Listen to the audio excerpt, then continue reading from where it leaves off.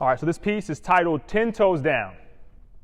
Stand on business, 10 toes down. What do those phrases even mean?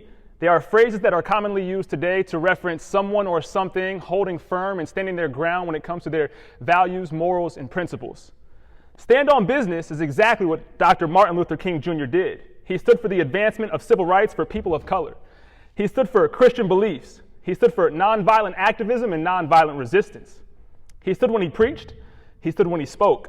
He marched, he sat, he lived, he died. But when he was taken from us, he didn't stop standing on business. His presence continued to stand and continues to stand. His statues and memorials are still standing. His speeches are still standing. His words are still standing. His work is still standing. His beliefs are still standing. Martin Luther King Jr. was 10 toes down for 385 days straight in 1955 during the Montgomery bus boycott until the Supreme Court made segregation on public buses unconstitutional. Martin Luther King Jr. was 10 toes down during the birth of the Southern Christian Leadership Conference in 1957. He was 10 toes down during the 1963 Birmingham campaign to combat police brutality.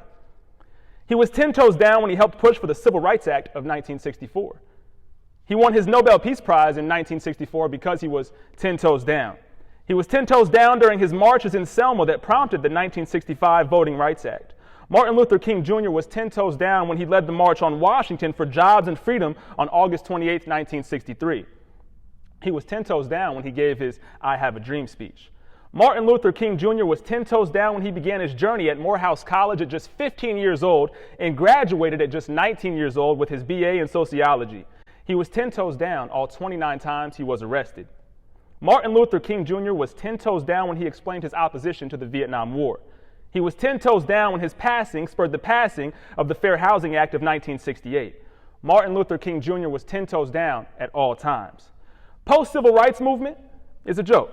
I wasn't alive in the 1960s, but I'm pretty sure we could still utilize a green book or two in present day, although they'd probably be banned.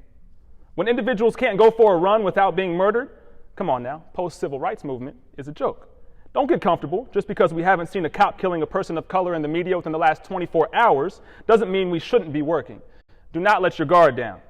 There is plenty of work yet to be done. Post-civil rights movement, we're still fighting for civil rights. Stand on business and stay 10 toes down.